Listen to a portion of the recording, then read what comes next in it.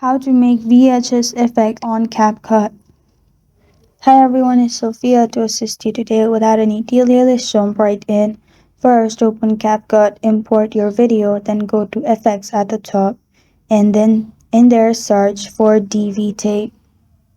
After you've searched for DV tape, simply click on DV tape, download the effect, and then press on plus button.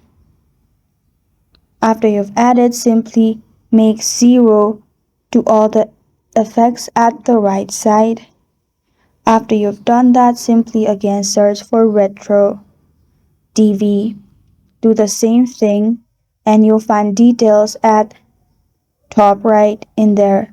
Make blur, filter and sharpen 0 and speed 51.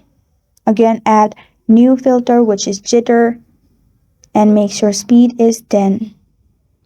Again add another filter which is oblique blur.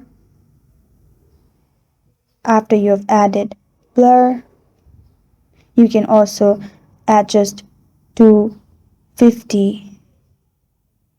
After you've done that, simply add strong sharpen effect. In here, make first one 50, strength 100 and third one 50.